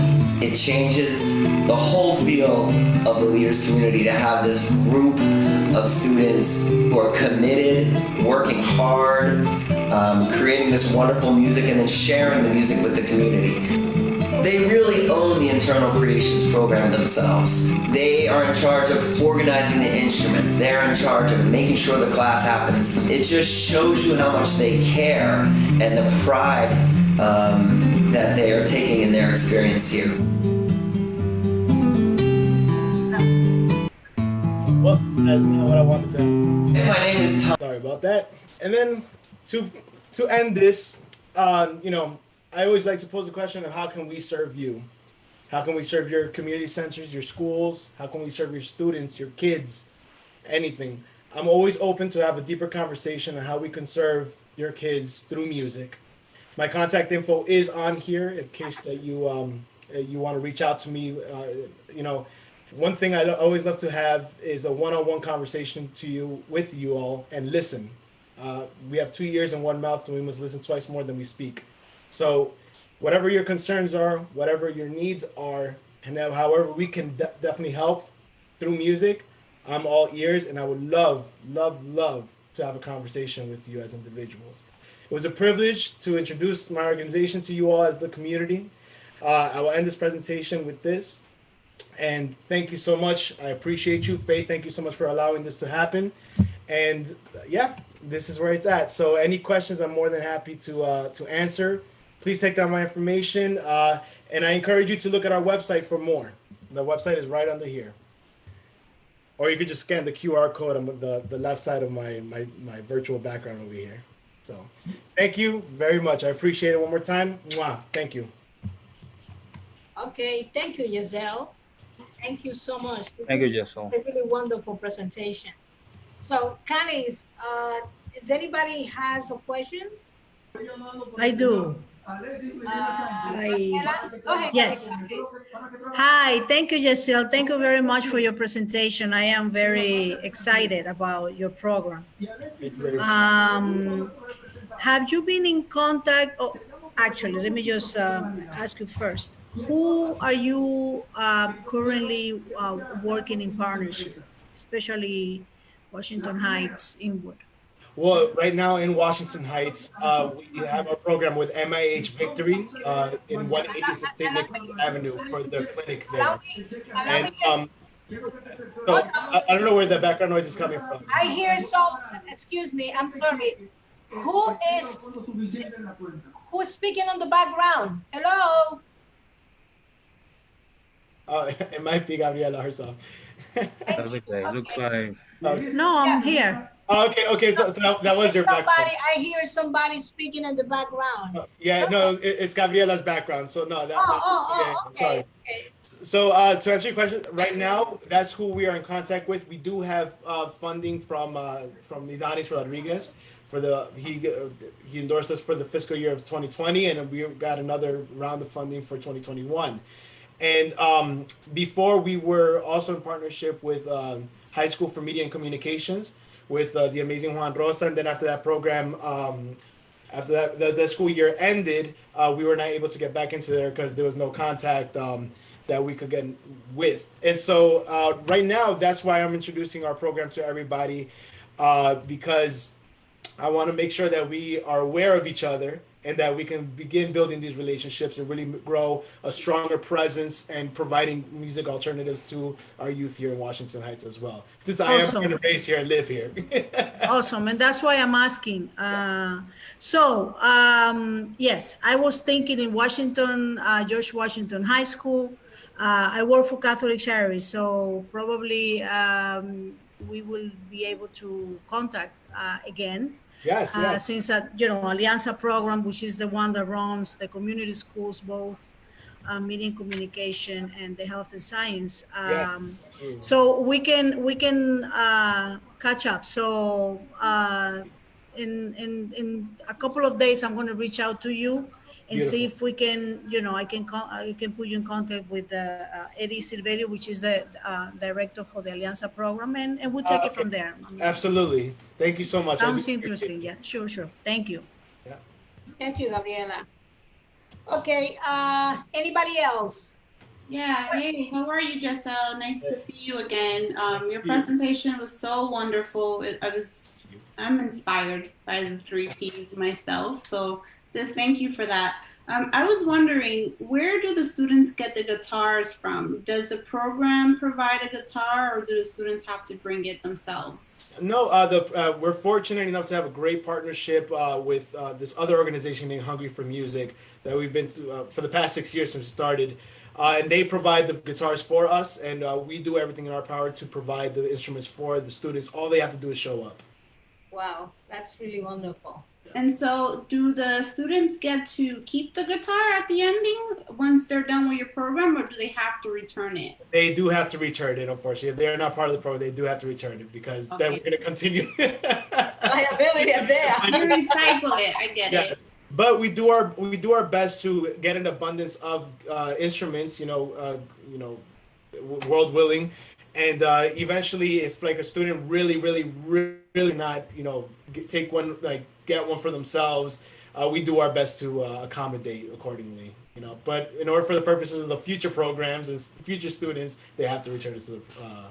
My last question is, how long is your course? How many weeks does it last? A whole entire school year. So we usually normally begin in October. So 35 weeks, I believe, is the school year. So anywhere from 35 weeks and below. Normally we begin in October because September is always the craziest time of the year, especially for junior high and high school schedules and all that change. So we normally begin October and we end in June. Okay, thank you so much and take care of yourself. You too, love. Bye-bye. Anybody else? Anybody else? Maria. Okay, please, Maria.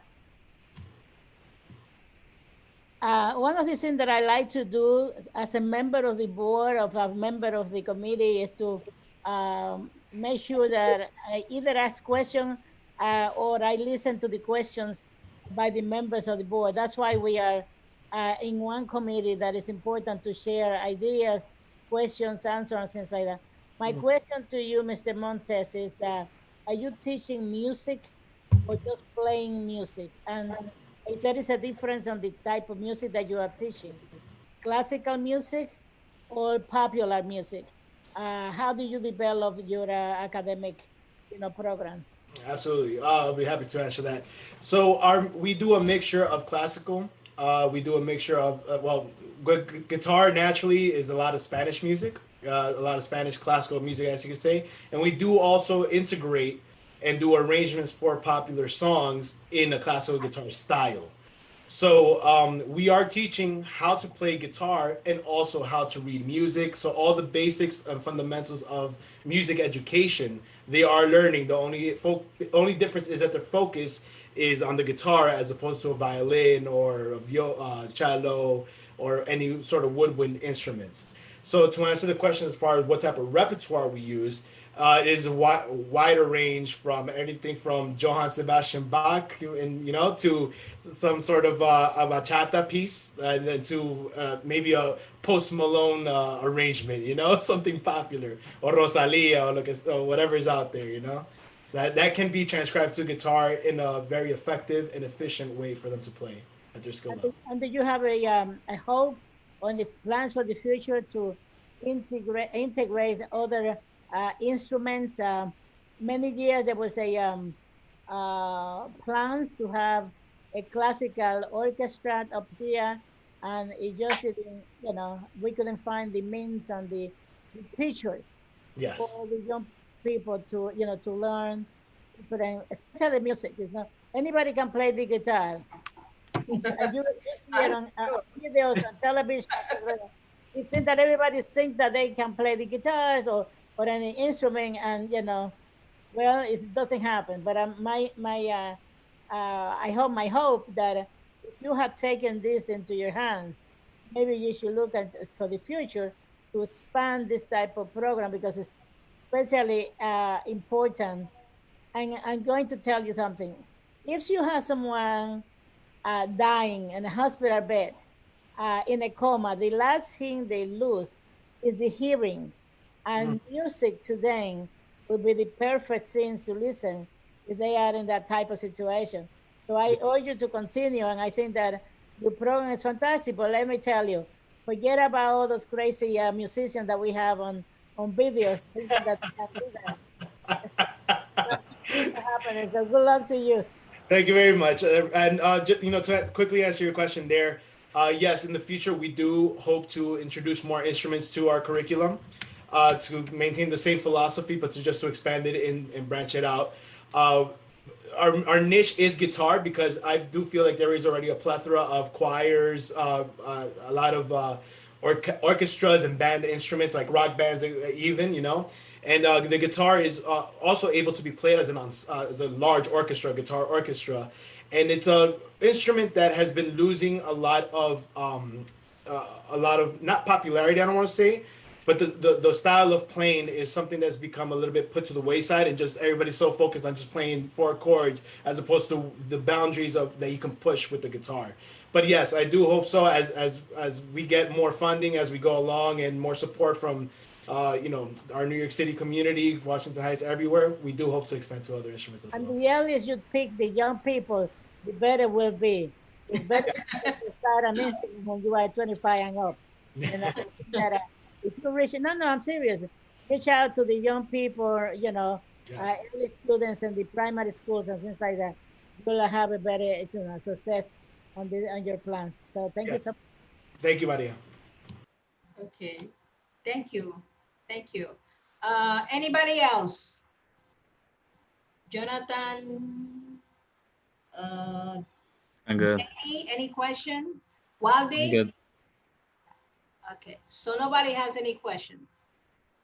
Okay, so I do have a question. Actually, I think I have two questions. The first question that I have is, what is the number of students or group, let's call it, to have a class?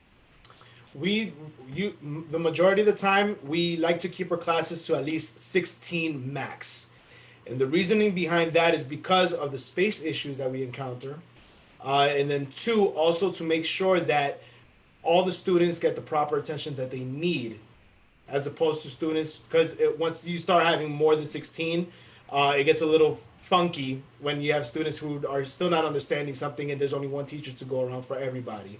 So even though when they help each other it does work, but we like to keep it at a small scale in order to have more effective and efficient teaching as well. So it's kind of like the smaller classroom idea.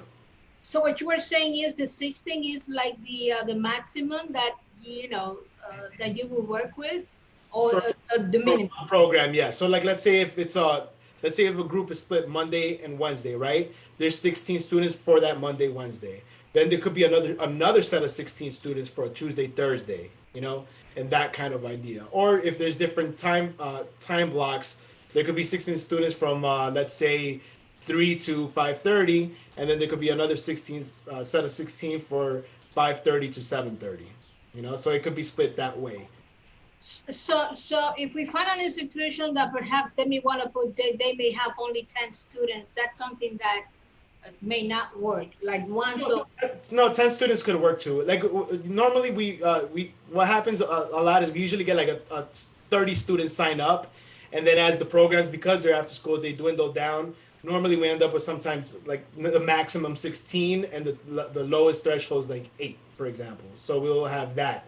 And sometimes we've seen, there's been years where we've seen the student population drop to like 4 at most, but we still continue the program with them, with those 4, because with a quartet, you can still make a lot of music happen.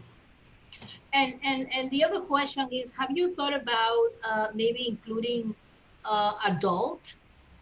Well, we do the adult program with MIH Victory, because a lot of Dr. Garcia's patients are adults, but it's a mixed bag there. They have also adolescents, they also have adults. So we do a lot of this with adults as well. And we have done it before in our Transit Tech program, which is in Brooklyn, and where we had a parent class where we integrated the parents, and then also their kids would come with them sometimes, who are also in the guitar program, and the kids will help their parents learn how to play. and then they'll have that bonding together at that moment. So we've had that in the past. So it could be a combination. Let's say that a father and son want to join the class. They might be able to do so. They're more than welcome to do so. Oh, do they have to pay any fee? Nope, free of charge for the students. We aim for that because of the fact that we don't want finances to be an obstacle for anybody not to experience music. And last, is your program provided in another state? At this moment, no. But eventually, we do plan on opening it up in Florida, where I will be moving full time within the next 2 years. You know, If it's something comes along, let's say Boston, for example, I can recommend an organization that want. Would you be willing to consider that? I mean, yes, eventually, but I do want to hone in first on our Washington Heights and New York City programming and make sure that we're strong enough here before we start spreading ourselves too thin. And once organizationally we're a lot stronger, I guess you could say, with the infrastructure, then by all means we do hope to expand and find ways to make that effective. All right, that's my questions. Yeah. So, Carlos, anybody else want to jump now? 1, 2, and 3. Thank you, everybody. Giselle, thank you so much for such a wonderful, presentation. We will be in touch soon. And yes, we probably may come up with some recommendation for you. If I don't see you before Christmas again, or, I want to wish you all the best. All the best that I know personally that you deserve. Thank you very much. Thank you very much. And I wish the same for you and for everybody on here. Yes. All right, now we're gonna move to the section of the let's see, community announcement. You're welcome to stay if you want to, or you may leave as well as you wish. Let's see, what is the document that I wanted to? What is the agenda? Okay, here's the agenda. Yes, that's what I wanted to share. So we are in the item number 5. All right. Is there any announcement? Anybody listening? Do you have any announcement? No. Excuse me. I can hear you. Most of you are. Can you unmute at least so we can have a conversation if it's possible, please? I know you're listening to me, but I think it would be nice if we can interact. So I would love to hear you. I would like to see your face. I mean, I don't have to see your face. You might be busy, but at least let me hear you, because being mute doesn't do it for me. I need to hear people. You know what I mean? All right. All right, Kali. So I wanted to say that the announcement that I have is from DYCD, which is the Neighborhood Advisory Board.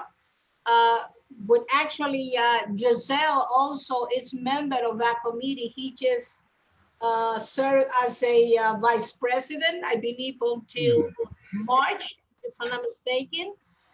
But they are accepting application for anyone who wants to become a member. And if you want to contact the organization, the contact person is Jorge Mendivasal. Jorge Mendivasal. His phone number is 646-343-6449. Again, Jorge Mendivasal. Phone number 646-343-6449, in case that you want to contact him. Now, I also want to provide his email address, which is first initial J for Jorge and last name Mendivasal, which is M as in Michael, E-N, D as in David, I-Z-A, B as in boy, L at DYCDN, .nyc.org. So this is the announcement. Now let's go back to our business. One more thing that I wanted to discuss with Callis. Okay. Just give me 1 second. Let me, all right, here it is. Oh. Callis, moving forward next year, as I already, specified, this will be our last meeting for this year. So January 11 is going to be our first meeting for 2021. And back in 2016, 2017, I mentioned that I would like this committee to take turns. So each of you have the opportunity to direct this meeting. I think it's going to be very productive. So, and what I'm looking for is to have you more engaged. Listening to myself time and time and time, over and over again.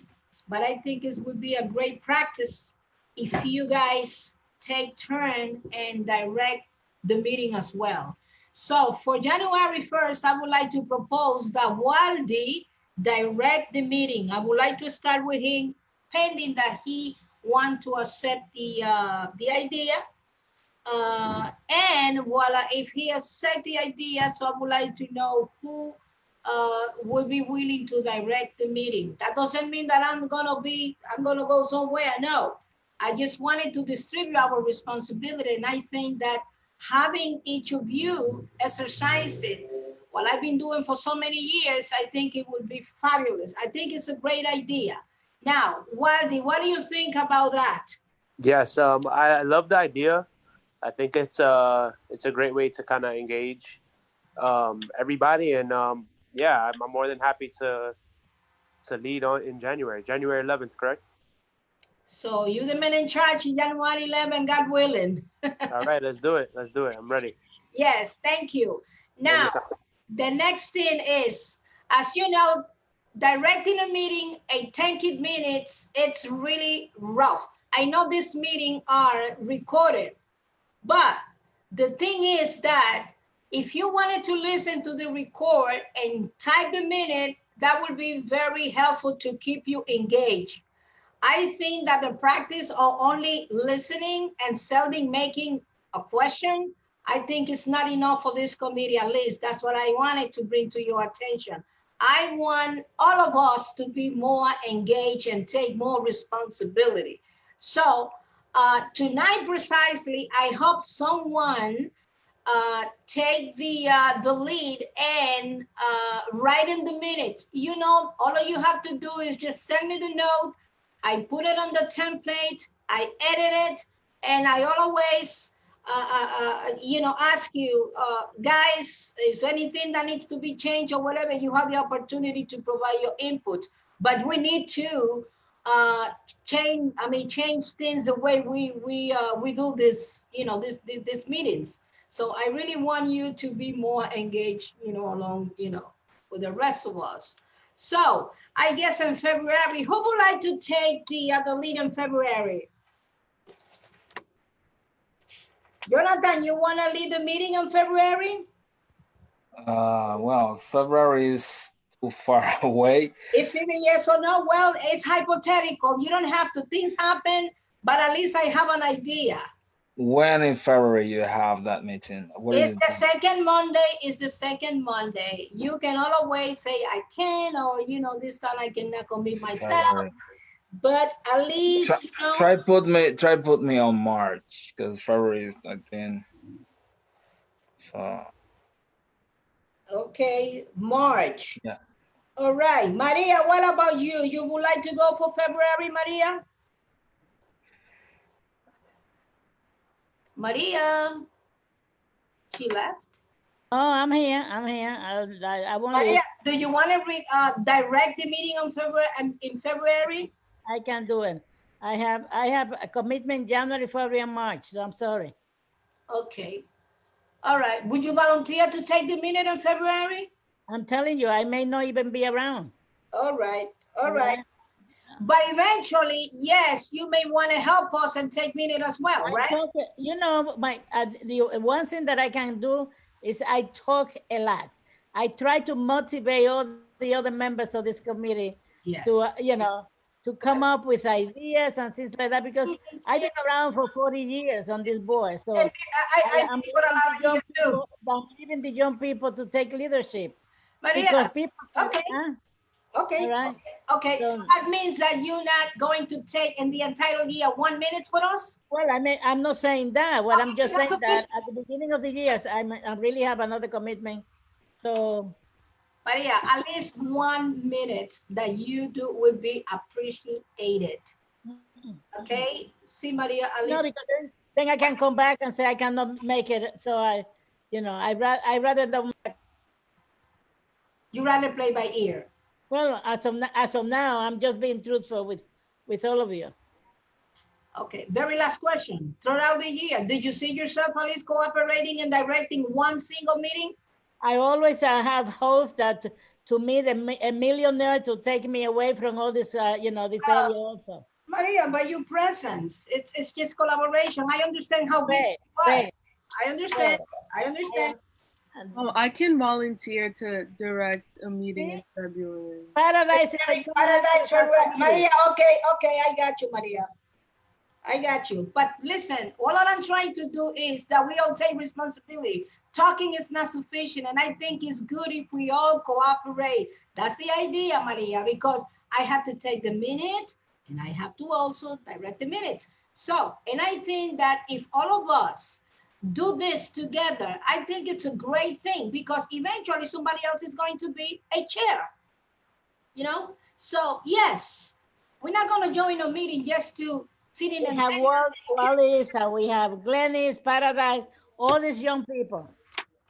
Yes, we do, and we have you as well. Yes, we have you just to talk. That's not fair. All right.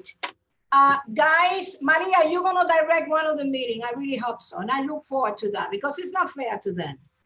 So, okay, we have Paradise in February. In March and January, we have Waldy. Okay. Let's see. Christina, you would like to direct meeting sometime, let's say in May, maybe? I can do after April. You can do April? After April. After? Yes. Okay, after, let's say June then, or May. Yes, June is good for me. June is better? Yes. Okay, and look, this is not written on a stone. Okay, it's not. So, Glenny, what about March? Hey, excuse me. Do you want to share your screen, or it was by accident that you share your screen? Oh, I'm sorry. Yeah, because we're reading all your emails. I don't think you want to share it. Thank you. Yes, sorry. Okay, sorry. Yeah, March works for me, Faye. March is good for you? Okay, thank you. You just still sharing your screen. Let me help you out. That's it. Okay, this is good. No, I'm sorry. Is that I'm writing at the same time that I am, this is not supposed to happen. I'm sorry. I'm so concentrating and taking notes. Okay, yes. Now, let me tell you this. Anyone that will be directing the meeting or have committed today to direct a meeting, not necessarily mean that had to happen. Prior to the meeting, the person or the colleague may say, you know what, Faye? Oh, Callis, I changed my mind. I won't be able, I'd rather not to do that. But for now, at least I have an idea.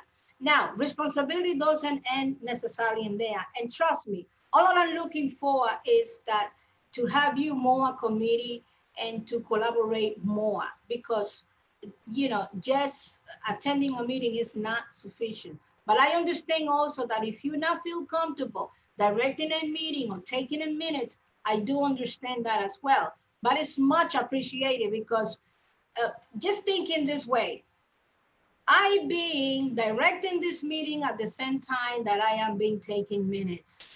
And I know that in many occasions, Waldy had helped me, but prior when he wasn't with us, other folks had, but not necessarily consistently. And it's very hard to direct a meeting and at the same time take minutes. So we are, a team.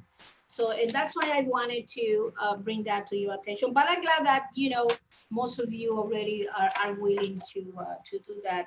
Gabby, if you want to direct a meeting, one of these our meeting, you're more than welcome to. I know you very, very busy as well. So all I need to know whether or not you will be able to direct maybe June. If not, what do you think about that? I think I said June, Faye. No, yes, April is what I meant, yes. Gabby, would you do April? She left. Gabby left. Gabby, are you there? Well, she left. No, she's not online. Okay, so, all right, and another thing that I wanted to say is that take the freedom to invite anyone that you want to see to present in our committee. Please, by all means, invite anyone that you think it would be that would be a productive conversation. Our role, one of our main mission in this committee is to keep our community informed. And I think it's very important that in case that you may not or has occurred to you that yes, you can invite anyone and you know that. But for those like Paradise that is new, so Paradise, any idea that you would like to bring someone from any agency or any program or any information that you think that can be relevant or the interest or will be to the interest of our community, by all means, please just feel free. And yes, while one of you will be volunteering in those months, please don't let me ask you again, just volunteer yourself to write the minutes, because I noticed, I don't know why, but writing the minutes seems to be kind of like, you know, hard for, you know, some folks. I guess they are too busy, but I not only ask you, but I beg you please to be, you know, more considerate. Just give us a little bit of a time, and remember, whatever note you put together, send it over, and I will do, you know, I will do the rest as well. And of course, the invite to folks to speak in our community for everybody.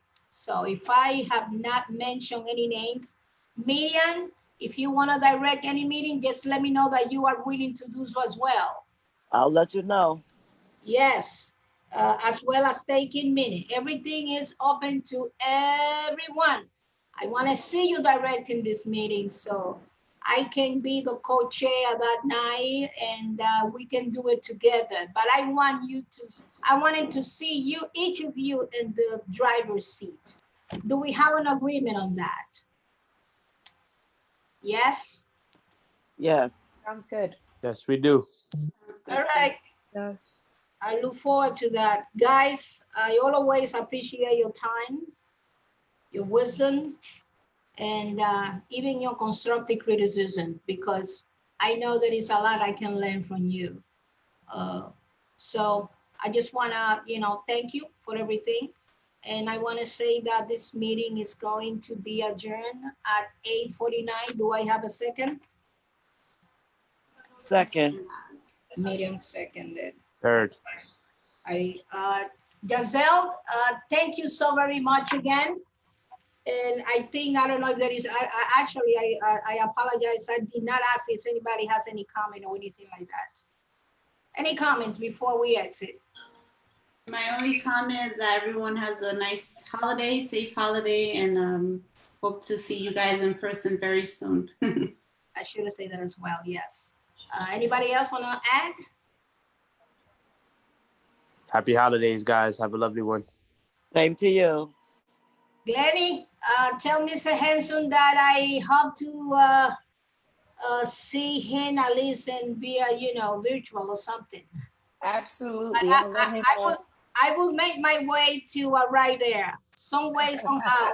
Not in person, but some way, somehow. I will. Yes, I love that character. All right, guys. Okay, may you have a wonderful and happy holiday and safe holiday, you and your family. Thanks again for everything. We still have the general meeting next week, I believe it is, right? Yeah. Yes, Yeah, yes. that's right. And by the way, by this Friday, we need to have a meeting. So send me whatever note you want to send me, because this Friday, if you can send it to me by Thursday, so I can work on it, and Friday I send it to the board. Wait. Next week. Hold on, Next real week. quick. The general meeting's next week or the following week? No, and the thing is a general meeting because of the 15th? holiday. Yeah, Got it. 15. And, Okay. and by the way, you know, this is happening because of the holiday. We're supposed to have this meeting next Monday, but Right. because the change of the holiday, so we have to have it, you know, a week before. And also we will have the election on next general meeting also. But it's better like that anyways. So we already done with this. It was a wonderful meeting. Yes. All right, guys. Thanks again. Bye-bye. Good night. Bye. Good night. Good night, my dear. Good night, y'all. Thank you. Good night. Bye.